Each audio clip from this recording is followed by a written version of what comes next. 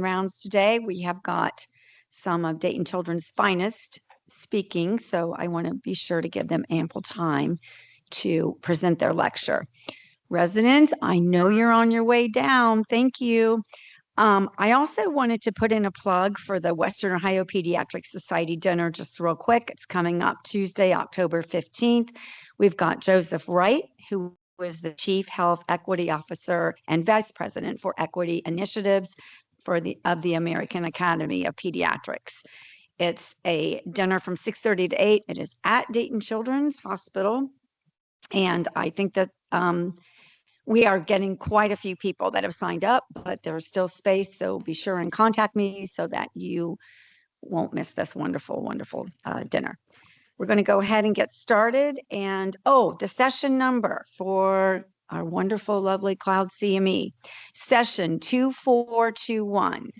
That's what you will use to register your attendance for today, 2421. If you have any questions or problems, be sure to contact me. All right, everybody, welcome, and thank you for joining us. Thank you, Susan.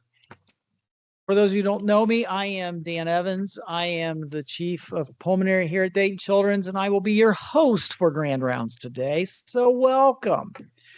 We have assembled a star-studded cast for your pleasure this afternoon that will include Dr. Jeremy Larson from the Emergency Department, Dr. Merrilee Cox, one of our newest ACMOs and a hospitalist and former Chief Medical Safety Officer, Kelly Rammel, our Director of Respiratory Therapy, Dr. Michael Vish, one of our pediatric intensivists and now the new Chief Medical Safety Officer.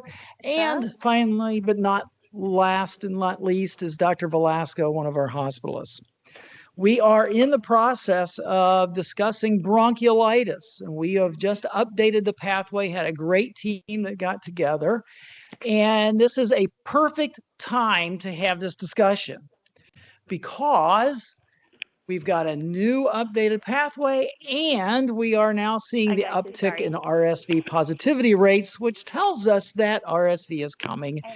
And within about the next 2 months, it's going to be very busy around here. So despite all the energy that went into the pandemic over the last 4 to 5 years, RSV remains the most important virus in pediatrics. And our adult colleagues are starting to recognize what a problem it is. And that's why when you're my age, you can get an RSV vaccine. But we get 58,000 hospitalizations a year across the country in the United States for bronchiolitis. We still have a fairly high mortality rate when we have 100 to 500 deaths each year due to RSV. And there is $709.6 million spent on healthcare in the care for children with bronchiolitis. That does not include work absences because of parents needing to take time off. So it's going to top into the billions when we look at the economic burden of bronchiolitis. So some of you are sitting there going, we do bronchiolitis all the time. Why do we need a pathway for this? So why are pathways generated? We're starting to do more and more of these throughout the institution. So there are 4 goals of any clinical pathway. One is to decrease care fragmentation. So if we can decrease unnecessary variables in the care, we can make sure that the patients are getting the care they need in the optimal manner.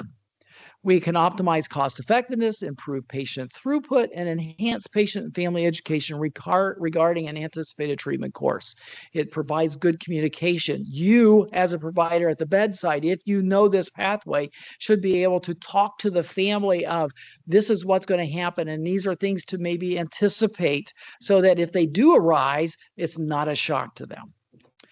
So how we're going to present this pathway, instead of just walking through the process map of it, we are going to present a 4-month-old who gets sick. and they're going to present to the emergency department. And Dr. Larson is going to talk about the care in the emergency department. And eventually, Dr. Larson is going to have to admit this child to the floor. And Dr. Cox is going to take that hand off and talk about care of this child on the floor. And unfortunately, this is one of those children who are going to decompensate on the floor. And you're going to have a PRT, and you're going to get Dr. Vish involved in the ICU, and then he's going to take that hand off. And eventually, he's going to be able to hand it back to the hospital. So Dr. Velasco is going to take over from there. And in the middle of it, you're going to get a kind of a crash course in high flow and oxygen therapy by Kelly Rammel from respiratory therapy. So with that, I'm going to turn it over to Dr. Larson.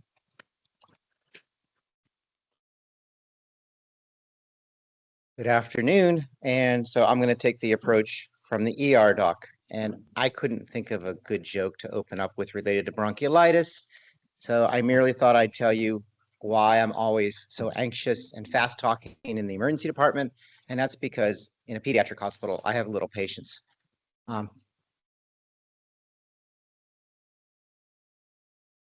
It doesn't get any better than that. All right. So this is our, it does, yeah. So this is our 4-month-old presenting to the ER, and this could just as easily be a presentation to a private office or urgent care clinic or Kids Express or any of the outpatient settings. Comes in with 3 days of worsening cough, congestion, runny nose, temperatures, max 100.3. Parents report he's taking a little bit less than usual. You know, instead of 6 ounces, he's taking 5 or something. He's afebrile in the ER with respiratory rate of 45, heart rate 155. Sats are 95%, blood pressure is okay. So he's alert and smiling. He's one of those kids who's sitting on the patient's lap, happy to see you, bobbing his hands up and down. There's plenty of transmitted upper airway sounds, lots of copious nasal drainage, retractions, intercostal, subcostal. There's a little prolonged expiratory phase. Lungs have every sound imaginable, crackles, musical, wheezes, scattered, you know, and then expiration. And we'll talk a little bit about this. Others may talk more. He's got a bronchiolitis score of 5, which is kind of a low score. You know, we call that mild. And so we're going to address the first parts of the pathway. What do we do? And I'm not going to go over the definition of bronchiolitis. I will mention that this type of pathway applies to healthy children without significant comorbidities, medical histories, you know, if there's prematurity, BPD, cyanotic heart disease, other comorbidities, you're going to address those children a little more cautiously and maybe not be applying these pathways. The primary and the, I was going to say, the bronchiolitis score, got a nice chart of it here. Think of it like an asthma score. It's probably far better for trending patients than it is making a single decision. You want to know getting worse, getting better, where are we at on average? If you get a child when they're crying and upset, it's going to be a higher score than if you get them when they're calm. Now, I'll mention in the ED, you may not hear this much from the ED docs. I've chatted with the ED docs. We'll try to learn to score them, but we'll look at a patient and say, okay, they're fitting discharge criteria. Oh, they need to be admitted. They need some support. We don't always have the advantage of trending these scores, but this will be new to the ED. I think you guys are used to following some scores and tracking and stuff like that. But our patient first coming into the ED had a score of 5, kind of on the mild end. More severe kids tend to be 8 to 10, and very severe kids 11 to 15 on average. So what do we do in the emergency department? It's pretty simple. We do nasal suction. You clear their airways, see if they feed better, see if that relieves a little bit of the distress. Infants are obligate nasal breathers. This can make a big difference. Ensure their hydration, fever management.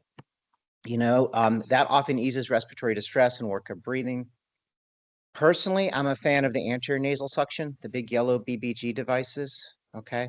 I just always feel really bad when somebody's shoving a tube into the nasopharyngeal airway. There are a subset of patients who that makes a big difference. I caution everybody that there is one study that showed that children in the hospital getting persistent repeat nasopharyngeal deep suction had longer stays. What I can't tell you if that was causative or if the patients were just more ill. So what are we not going to do in the ER routinely? Well, viral testing is not recommended. This child's care is actually pretty independent of whether it's RSV, adenovirus, human metapneumovirus. A chest x-ray. One of the goals of this pathway and one of the goals in the emergency department, as well as the American Academy of Pediatrics, is to decrease our chest x-ray rates in bronchiolitis. Doesn't really seem to affect care. And if anything, those infiltrates that we see tend to be viral and kids are on unnecessary antibiotics. And then lastly, we looked into this. We did the literature review, vasoconstricting nose drops such as phenylephrine, no benefit to their routine use. There may be subset small groups of patients in which we see an unusual benefit or an attempt, but not to be discharged home, not to be used routinely. So can I send him home? Well, his tachypnea, it's not really that significant. He's getting adequate oral intake. He's got minimal distress. He's got a supportive social environment. His SATs are good at 95%. We usually like them to be maintained at 91% or higher. Over the years of my career, which isn't as long as some of my colleagues, you know, and shorter than some, and longer than others, it's gone from 95 to 94 to 92, but now we're learning to tolerate 91% for a saturation. And he's got no comorbidity factors that we mentioned, and he tolerates lying down without significant distress. What do we tell them at home? Suction the nose as needed. Maintain hydration. Come back if there's signs of dehydration. I always recommend in my setting that they should follow up with their doctor in 1 to 2 days. I confirm that they have transportation, that phone's not an issue. They have emergency services if they need. Return precautions, you know, dehydration, increasing distress. And I spend a lot of time. These are some of my longest visits where I talk to the patients, managing the expectations. They're not going to be better in 2 to 3 days. This is not a 5 to 7 day illness. Matter of fact, I go to the extreme and say that some studies have shown the average length of illness is 3 weeks. So some kids will be more, some will be less. I also tell them it's okay to be in their doctor's office, phoning our outreach nurses, phoning your doctor's office every couple of days or more if you're not sure, because we see bronchiolitis all the time. We know when they can be going home, when they can need to be admitted, and it's better off that they have the child examined and help them decide the care. And that at this time, right now, the child's really been sick for a couple of days. This is the first onset of the bronchiolitis symptoms. This might get worse before it gets better.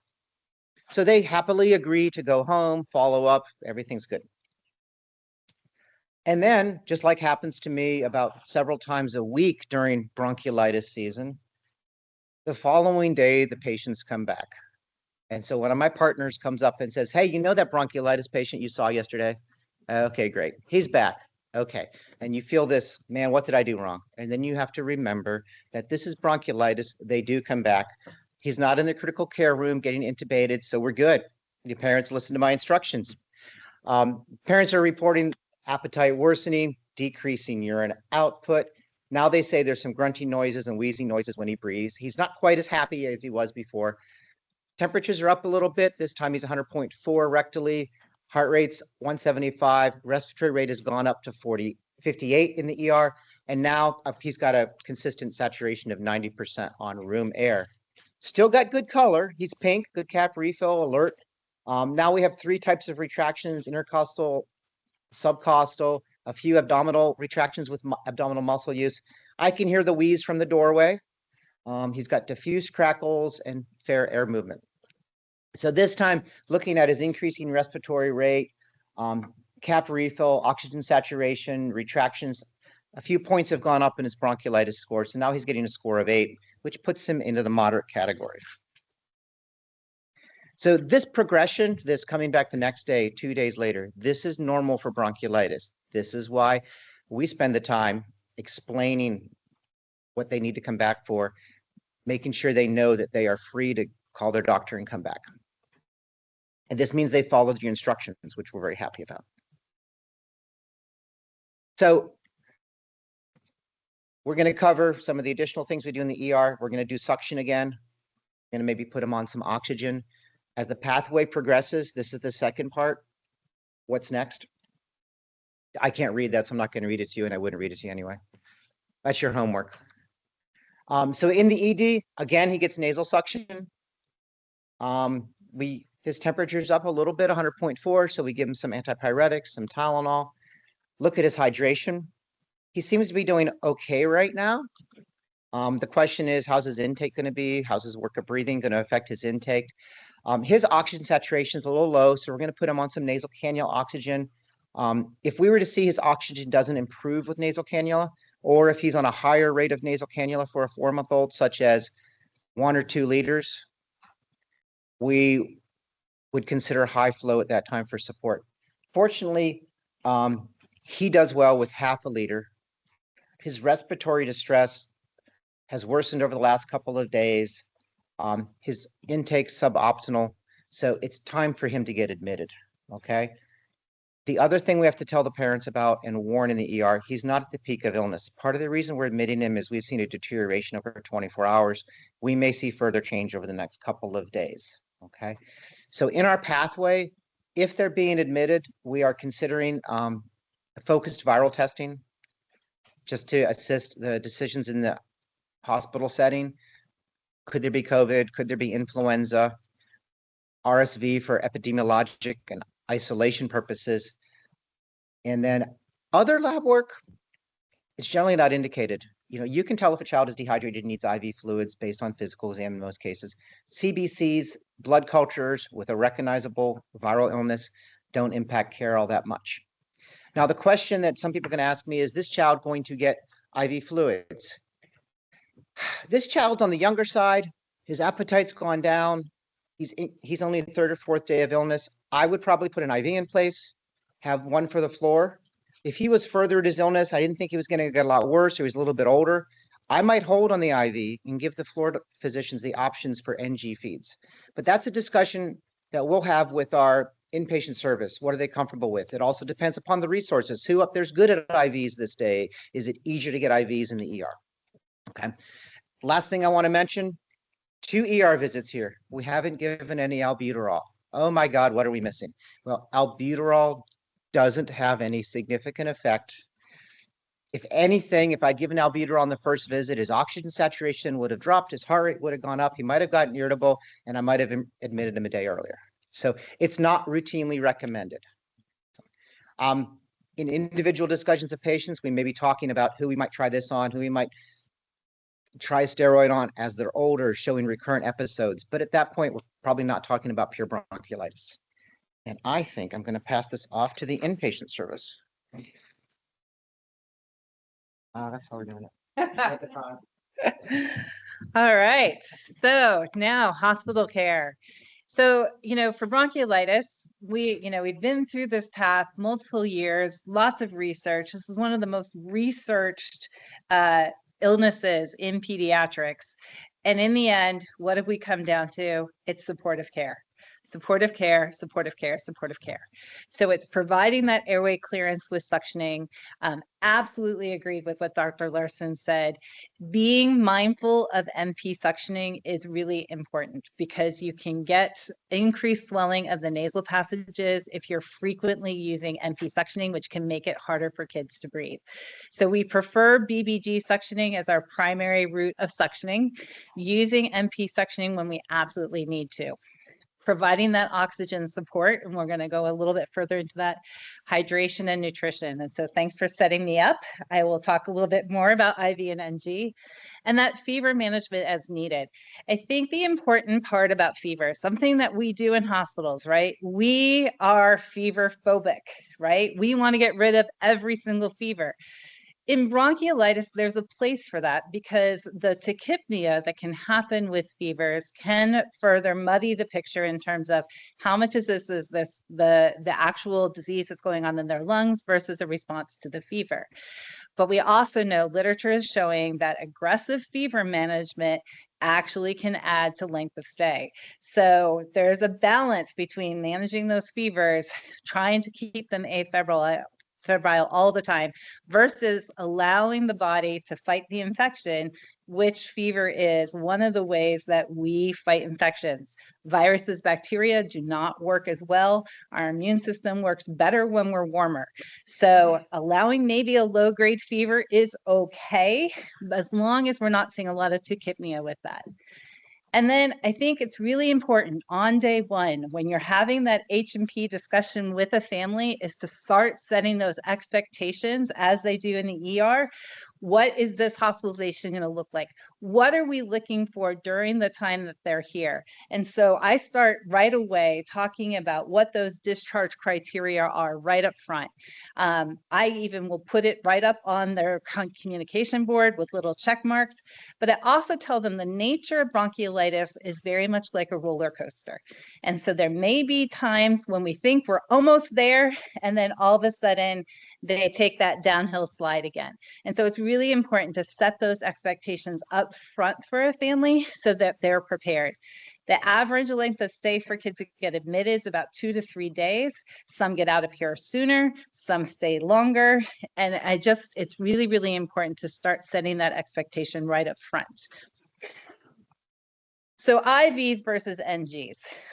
Why go to an NG over an IV? IVs can be easy.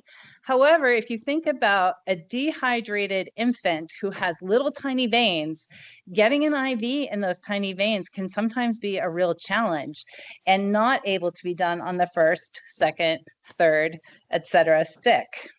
Putting an NG in actually is a much easier process. The problem more than anything is getting past the parental hesitation to put an NG in. Gill published an article in 2021. It was a randomized controlled trial where they looked at the effectiveness and safety of IVs versus NG fluids in children with bronchiolitis. And what they found is that there was a significant improvement in first attempt insertion, significant reduction in changes to the fluid modality. So going from a normal saline to a D5 to et cetera, et cetera, et cetera. Reduced local complications. You don't have to worry so much about IV. You don't have to worry about IV infiltrates. And there was no difference in the length of stay when they used an NG versus using an IV. I think one important thing for all of us to remember right now, we just heard this on the daily safety brief this morning, is that the Baxter plant in North Carolina took some pretty significant damage. They provide 60% of our large volume fluid boluses, or fluid bags. So that's 250 milliliter bags and higher. So, and with the dock strike on the East Coast, we are looking at probably some supply chain issues coming over the next months. So this would be another push to go to the NG route versus the IV route so that we're reserving our IV fluids for those patients who really truly need them and utilize NGs. The other advantage of using an NG is you're getting nutrition to that kid right away, right? We're using a fluid that has very little calories per ounce. We can use formula, we can use express breast milk in an NG and keep that kid's nutrition going and not lose out on time with that. So let's go through our hospital day one for this young fellow, or gal, as the case. We never find a male. Okay, all right. So we've got this kid admitted from the ED. We've used our bronchiolitis admission order set. So we have order sets that are designed to help streamline care and to provide that standardization. So we're providing that anterior nasal suctioning with that BBG, which by the way does mean big booger grabber. So is what really BBG stands for. And we're going to be feeding this patient. We're going to do those prior to feeds and as needed. We're going to allow oral feeding for less than a respiratory rate less than 60. But in this case, we, as the hospitalist, decided we're going to go for the NG. We're going to get that put in. We can allow PO trials, and then we can bolus remainders. And we're going to keep that O2 sat greater than 91%, or equal to or greater than 91%. So as we commonly see with our bronchiolitis patients, a few hours after admission, then that was sorry, we just had an urgent message in the auditorium, so that was actually pretty funny. So the nurse just requests a huddle and says, you know what, this kid has been breathing quicker now since admission. We're currently pretty consistently in the 60s. We're seeing more pronounced retractions, and we're now hovering our O2 SAP between 89 and 90%, despite we've already gone up to a liter of oxygen. And as my friend Kelly is going to explain, a liter in a 4-month-old is actually a pretty significant FiO2. So in this case, our bronchiolitis score has increased from 8 in the emergency room now up to 11. So we are going to make this patient a watcher, right? So this patient is continuing to deteriorate, and we want to make sure everybody's on the same page with how we're managing this kid.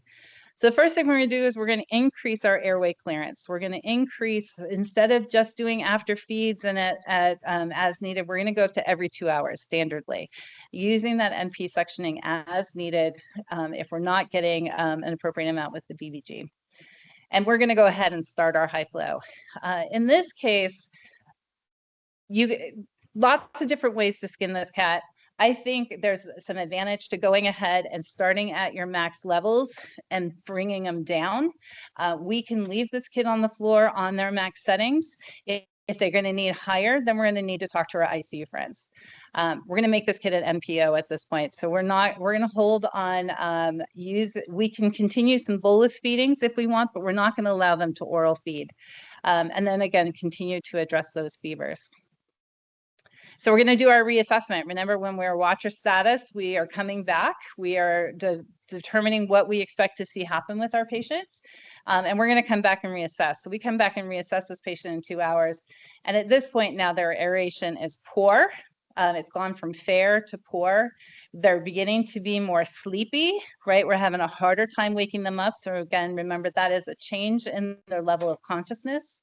And now we're starting to hear that grunting. So we had reports from the parents that they may have heard grunting at home, but now we're definitely hearing some grunting, and our bronchiolitis score is up to 13. So at this point, we're going to be calling our ICU to transfer this patient because we need to go to higher levels of high flow oxygen, or maybe use some alternative therapies that we cannot do on the floor. And so at this point, this patient no longer meets criteria for being on the floor and remaining there. All right.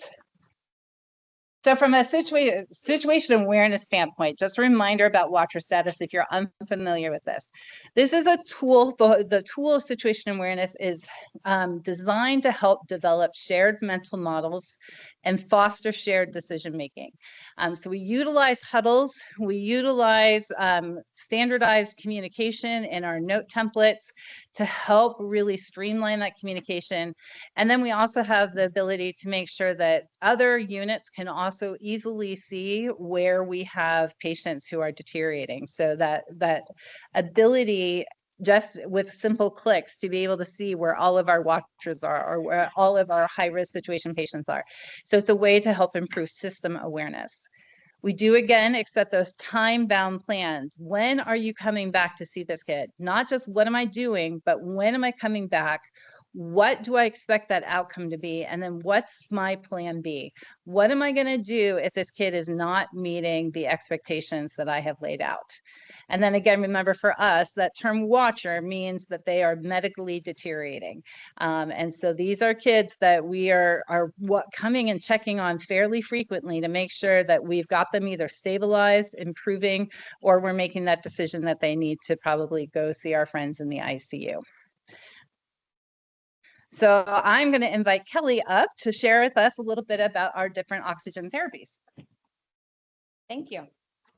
So you have heard Dr. Cox and Dr. Larson talk about two different kinds of oxygen delivery, either nasal cannula or a high flow nasal cannula. So we're just going to take a few minutes to go over each of those. Regular nasal cannula oxygen is considered to be a low flow device. So basically how it works is 100% cold, dry oxygen comes out of the flow meter and is attached to the patient. Smaller patients with smaller tidal volumes receive higher FiO2s compared to larger patients with larger tidal volumes. Infants' max flow is usually about 2 liters. And older children, we usually allow 4 to 6, depending on the age. Some of the pros is quick and easy to initiate therapy. right? We're able to get it on the patient. We have these little things called tender grips that hold them in place. And it's very cost effective. A nasal cannula and a bubble humidifier are very cost effective. Some of the cons, as I mentioned, it is a cold, dry gas that can be irritating to patients, especially as you start increasing those flows. And typically it's not enough flow to assist the work of breathing. And there's variable FiO2 delivery. You really don't have much control over that. Oops. All right, so some examples of FiO2 delivery with low flow cannula. As you may have learned, as you learned about oxygen devices, you always learned 1 liter was 24%, 2 liters was 28%, and so forth. That's all adult studies, okay? So when you look at kids, you have to take into consideration their respiratory rate and their tidal volume. If I use an example of a patient that weighs 6 kilos, their average tidal volume, given about 4 to 5 milliliters per kilo, will be 24 to 30 milliliters. If the respiratory rate is 30, that gives them a minute ventilation of anywhere between 700 and 900 milliliters. If I am talking about 1 liter per minute of a nasal cannula, which is 1,000 milliliters, that patient could be getting as much as 100% oxygen, depending on how they're breathing. There was a study done several years ago, and it had patients ages ranged 2 months to 17 months, weighing 3 kilos to 10 kilos. And as you see, as their respiratory rate changed, so did their amount of oxygen. So you have liters of oxygen across the bottom, percentage of oxygen delivered to the patient. And as you get above 1, you could see they could be getting anywhere from 40% to 60%. And higher. So it's very important to keep in mind, if you have a young patient, an infant on 1 to 2 liters, and they're satting 91, they could be getting higher levels of oxygen than you realize. So that's when we start talking about high flow nasal cannula. So high flow nasal cannula is a machine that delivers heated, humidified oxygen. You can set the amount of O2 you want them to get, and we set the temperature to body temperature. So effectively, the patient's getting 100% relative humidity delivered to them with this device, which is important for a bronchiolitis patient, right? You want to decrease inflammation. You want to keep the nasal mucosa nice and moist, keep those secretions thinned out if you can. The heat and humidity also allows for increased flow to be delivered at a comfortable, but it's much more tolerated for the patient. Even as an adult where they use high flow cannulas, if I put 15 to 20 liters of cold, dry gas, you would not tolerate that at all. But once I heat it to body temperature, it's much more tolerable.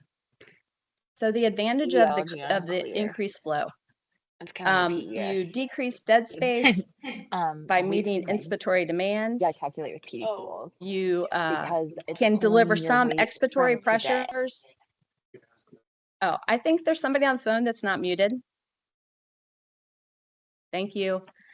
You can deliver some expiratory pressures. I'm not going to go into how much that expiratory pressure would be because there's studies that can tell you different things, but just know it's a low level of changing expiratory pressure. And then you get the increased humidity. The disadvantage of high flow nasal cannula is it's more expensive than the low flow device. And sometimes there is a worry, I think Dr. Vish will talk a little bit more about this, that it could increase the length of stay. So the picture I have for you is just basically let you know how high flow nasal cannula works. Essentially, with the extra flow to the patient, Dr. Cox brought up, we started this patient on 8 liters for a 4-month-old. The upper airway kind of becomes an internal reservoir for oxygen. So the patient is getting the amount of oxygen we have dialed into the machine. They should not be able to entrain room air, so they're getting a more precise level. And it flushes out dead space and may help remove CO2. Okay. So some of our guidelines for high flow, if you recognize this is the device we use here at Dayton Children's, there are other devices available. This is the one that's always worked out best for us. So guidelines, inpatient floor max. A 2-month-old or younger should go to the PICU when started on high flow. 2-month-old to 6-month-old, they should be on 8 liters or less. 7-month-old to 12-month-old, less than 10 liters. Greater than 12 months should be less than 15 liters. And all patients should have a max of 2 liters per kilograms that are in the specialty peds area. You notice that all of them are on 40% oxygen. Okay, that should be their max for the specialty peds area. We wanted to keep that for kind of a overall, this is how all patients at Dayton Children's, that's their max in the specialty peds area. So anyone requiring higher levels of support must be admitted or transferred to the PICU. A little bit about weaning. We do want to keep this in mind. We want to get the patient off the high flow as soon as possible. FiO2 is first, right? I've told you that you can dial in the amount of FiO2 that you're giving to the patient. Knowing that is important because if you can wean them back to room air, you know they should be improving at that point. So we wean the FiO2 first, and then we use our scoring system that was brought up earlier. As long as they are 5 or less, then we start weaning the flow of the O2. All right, so flow helps work of breathing. FiO2 treats hypoxia. So we've put the hypoxia to rest, and now we're worried about flow and work of breathing. If the patient is on greater than 5 liters, we're going to cut that in half or bring it down to 5 liters and give them a couple hours and rescore them. If their score has not changed, then we're going to probably give them a high flow holiday, if you will. So take them off the high flow and see how they do. Hopefully we can leave them off the high flow at that point.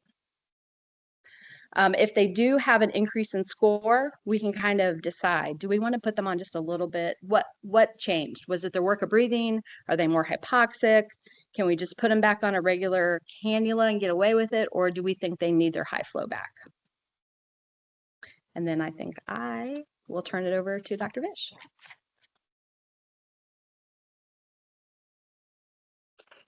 Okay, so let's carry forward the same patient as after they went to the floor and they escalated.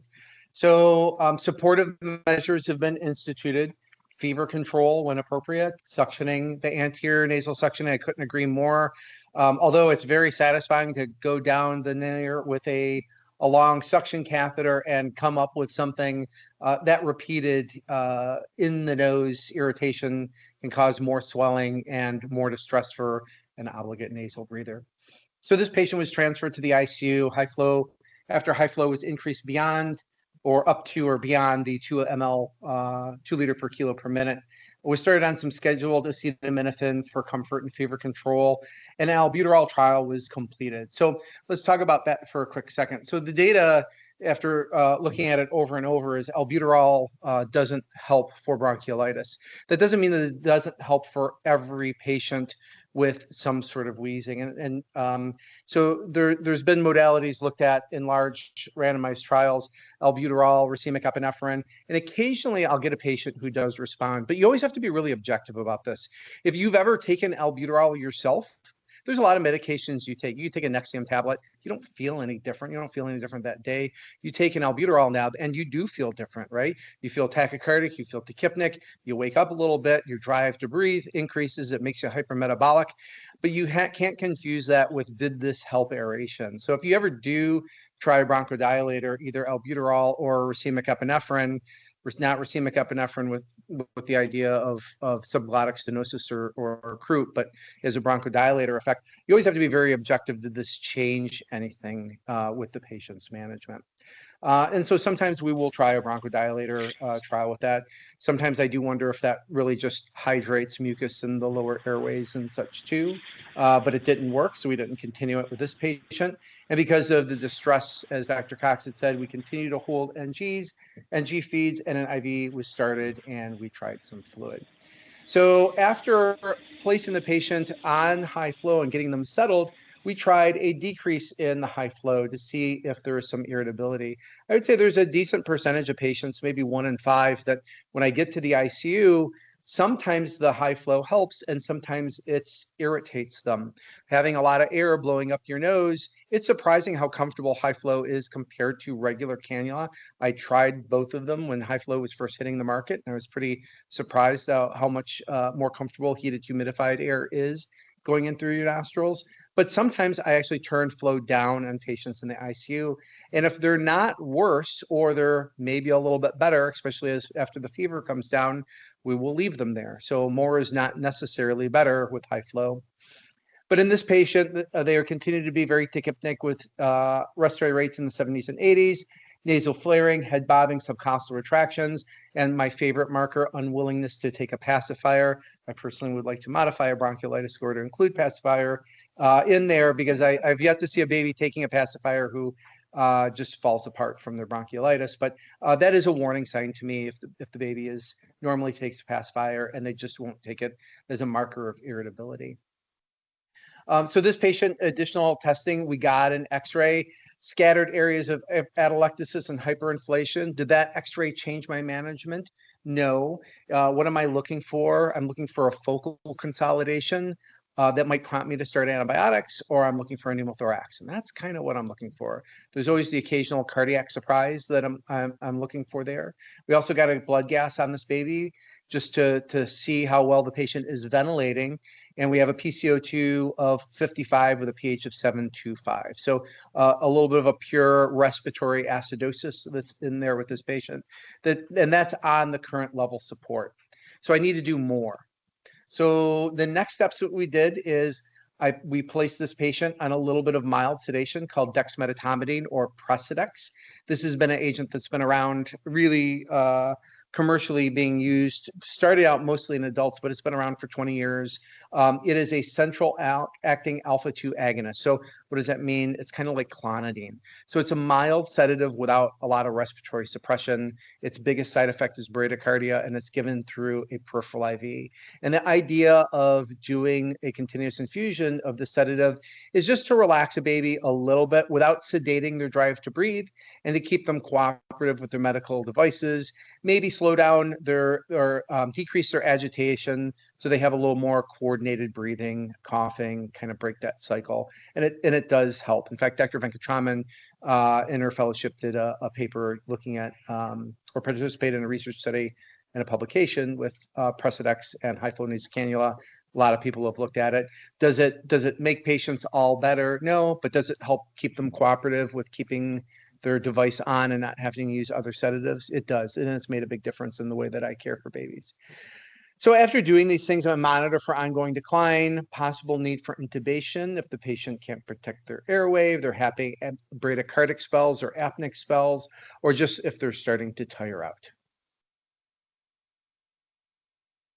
So let's just talk about high flow. So everybody who is talking on this panel today has seen the world before high flow and after high flow. And as I tell the residents in round, because I didn't have high flow didn't mean I was intubating everybody or killing a bunch of babies left and right, right? You know, tongue in cheek there. But, you know, we took care of these babies, and lo and behold, we got them through their hospitalization. And there are some real benefits to high flow. Again, the heated humidification, if you ever have the opportunity to wear it, you know, by just trial, it is a lot more comfortable than regular nasal cannula. It does hydrate some of those thicker secretions, so maybe make it easier to cough up and bring up those secretions, and does provide some anatomic reservoir washout of carbon dioxide. It does provide some degree of PEEP, and may help keep small airways open. When people have looked at this, is mostly either the adult or neonatal population that I've seen, where they like sneak a manometer in the back of the nose. But what happens to your pressure if you open your mouth? The air comes right out and the pressure drops. If you have small nostrils and tight fitting cannula, your pressure is higher, and vice versa. So there's a lot of things that are going to play in part in that. So we'll talk about, like, you know, the equation for flow, resistance, and pressure, but really it's highly dependent on a number of factors, including, is the baby's mouth open, the size of the small airways, et cetera. But it does assist with inspiratory effort because it's an extra flow as a child takes a breath in, and there's some assistance, and that's how it helps. How can it worsen a patient? Well, high pressure, if you're exhaling against high pressure, that's almost afterload for your respiratory system.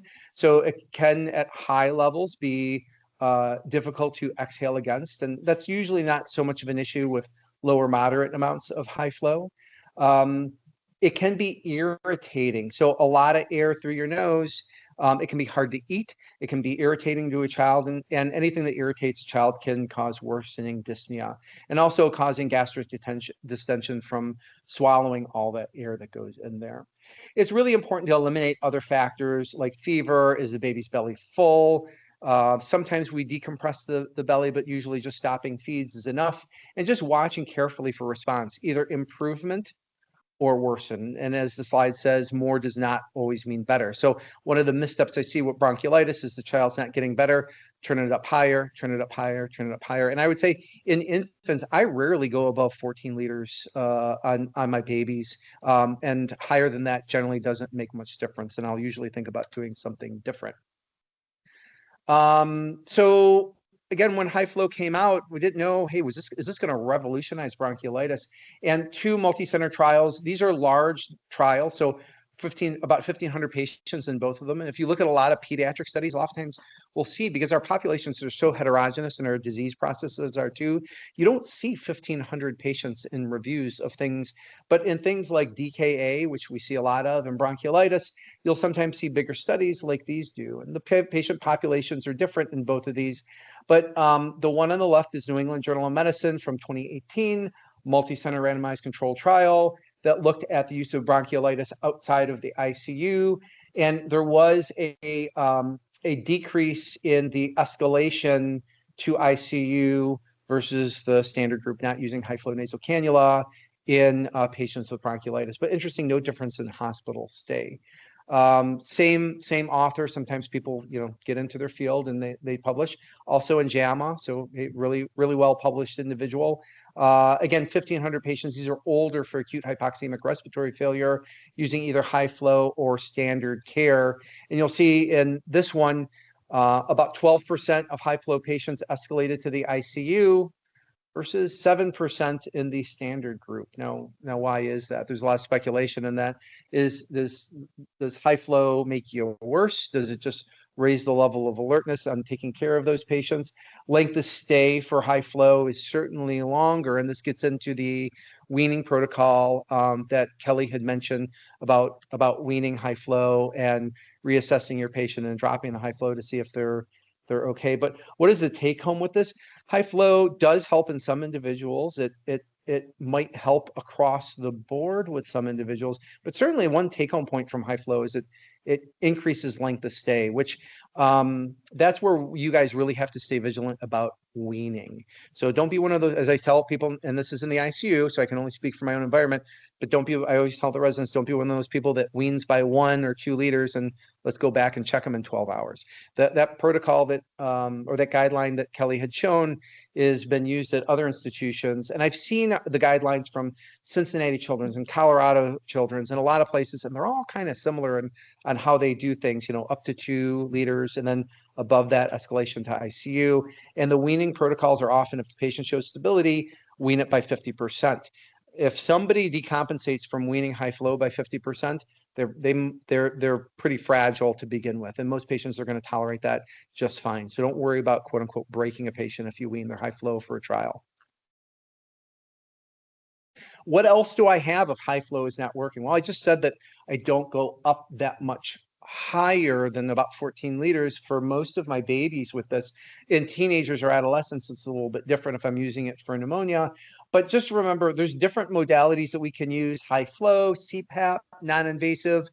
At the end of the day, a rose is still a rose, and we're talking about flow, pressure, and resistance. So Q equals delta P over R, flow equals change in pressure over resistance. This is the same derivation from V equals IR, the electrical equation that we all have learned at some point in time. So the amount of flow, these devices that I have, like CPAP or non-invasive or high flow, I'll usually set one of the measures. I'll either set pressure and then I'll get a certain amount of flow, or I set flow and I get a certain amount of pressure. That's kind of it. That's what's there. Short of taking over somebody's actual respiratory rate, which really, by PAP we do that, but the only effective way to do that is with intubation and taking over the mechanical ventilation. Just know that most of those other methods that are out there are either based on flow or pressure, and usually you set one and get the other one as the dependent variable. So that is a long lecture in and of itself, but just there's nothing magic out there. You'll see something called RAM cannula, RAM. All that is nasal cannula prongs that are longer. They just go back a little bit farther into the back of the nose, kind of get past any anterior airway obstruction.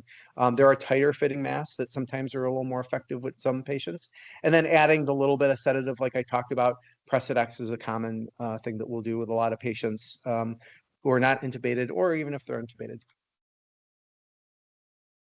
Okay. So with that, is this still my slide, or is this Janet?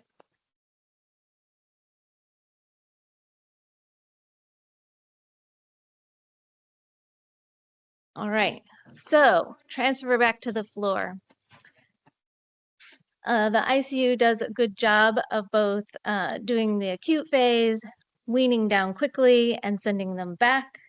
Occasionally, we find patients who need additional support where we underestimated their resilience or their level of disease, or comorbidities are identified. It is frequent that they will come out on high flow, and so that weaning process continues. It is primarily driven by our respiratory therapists and is coordinated again on their saturation and work of breathing. The goal, of course, is getting them back to their physiologic norm so that they can be greater than 91%, laying flat in their beds, able to tolerate the stress of sleeping, and able to get back to full oral feeds. And so we use our bronchiolitis scores as well as the ability to tolerate PO to guide these. All right, so a little bit more about how we make our decisions on feeding. And this follows the entire course in the hospital. So this is not just at the end, but of course, hydration to keep those secretions moist, as we've already said, and the adequate nutrition to meet their metabolic demand. And the way the pathway is divided is really using age as a surrogate for maturity of oral motor function. So you remember that if you look in a baby's throat with your tongue depressor, you can pretty easily see the epiglottis. And when you intubate them, you do not have to go far to find that epiglottis. So the oral pharynx is underdeveloped in babies. The hyoid and the larynx are higher relationally, so that the larynx and the nasopharynx are connected in a continuous passage, and the epiglottis and the uvula connect. So that we're separating anatomically the breathing pathway from the eating and swallowing pathway. And this is why Dr. Vish says babies who are really sick won't take a pacifier. So if you think about a baby that's breathing 60 times per minute, that means that if they're eating, within 1 second, they have to coordinate both the breathing portion of that cycle and the swallowing portion of that cycle. A baby who is mature in their swallow, they can accomplish that in about 0.35 seconds, or about 30% of that cycle is involved in the swallow. But if they have other comorbidities, say they were born prematurely and they didn't spend the 3rd trimester swallowing amniotic fluid, or say they were intubated early on and missed their 28 to 32 week window for development of that swallow reflex, they are going to take longer. And so in a space where there's decreased coordination, that can take up to 70% of that 1 second cycle. When they're breathing only 40 times a minute, they have longer. As they start heading up to the extremes, that becomes increasingly shortened.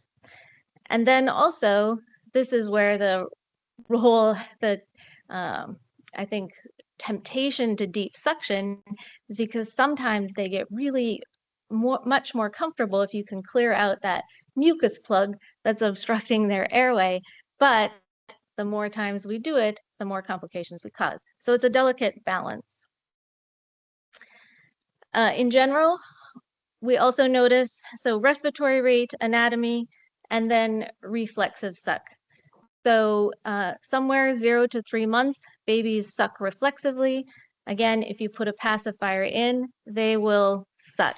And you can see that a baby that is struggling to figure out, am I going to breathe or am I going to eat, could kind of be forced into the eating swallowing pathway beyond their capability. When they get really sick, they just absolutely won't even tolerate that pacifier. All right, so in general, we do note that babies who are breastfeeding have good oral motor coordination if that process is going well most of the time. And so in general, our first choice is to allow them to attempt breastfeeding. Babies who are getting a maternal assist or maternal compensation where they're living off the letdown, that might not be the case.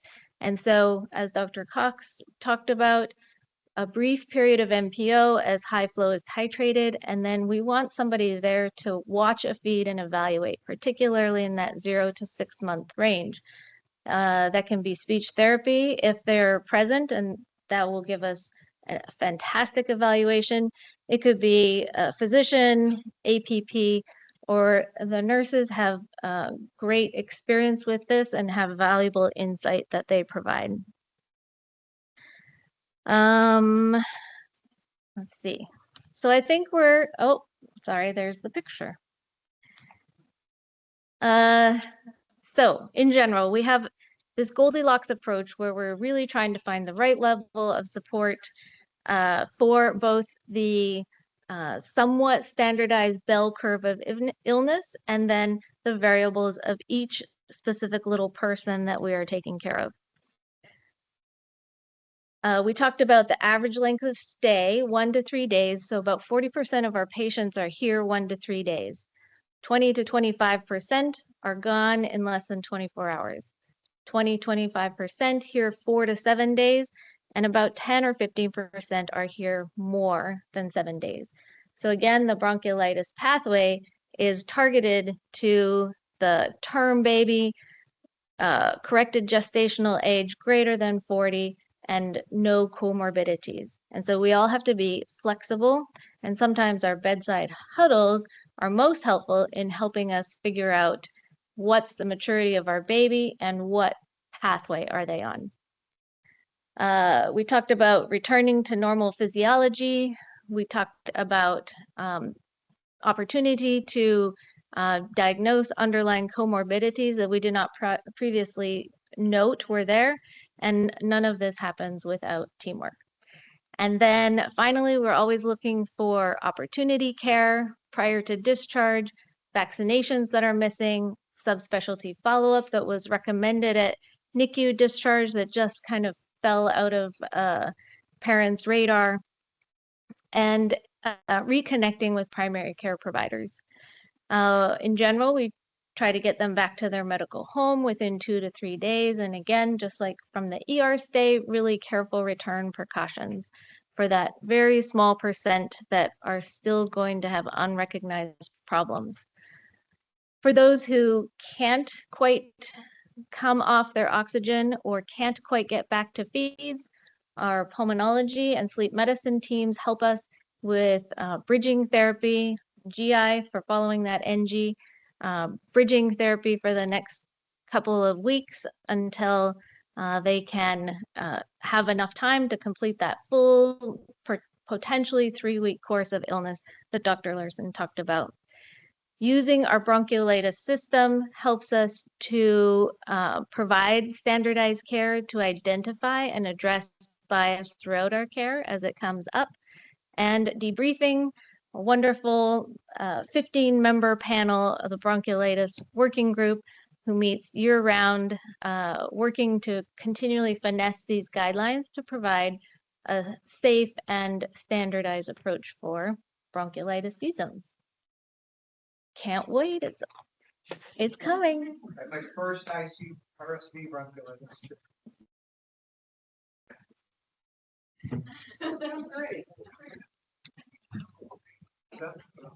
Well, excellent. So that was a lot to go over in 60 minutes. Not sure if there are any questions. There may be a number, or if you have some, feel free to find the appropriate individual to talk to. That'd be great. But is there any questions right now? Yes.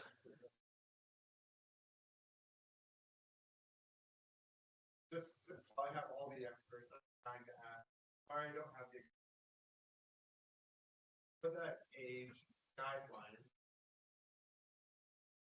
Expected gestational age, or assuming there's no BPD or any comorbidity. How should we view? True age. Just take them at face value for how old they are.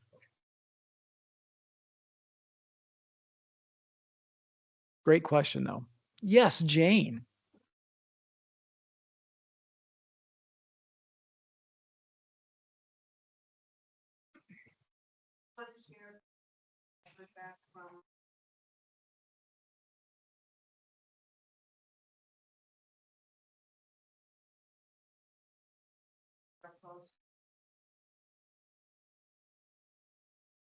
Mhm.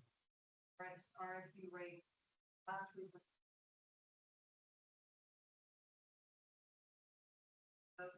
after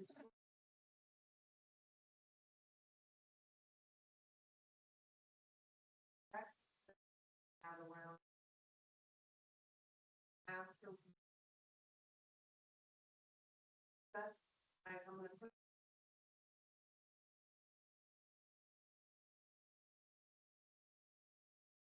Thank you, Jane. Yes.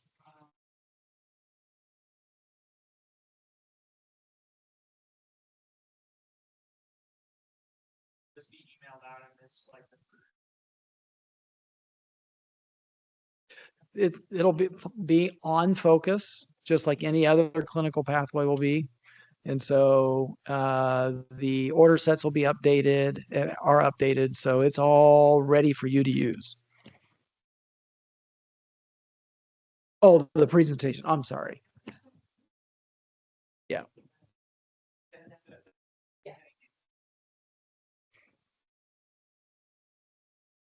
If nothing else, have a great day and go save some lives.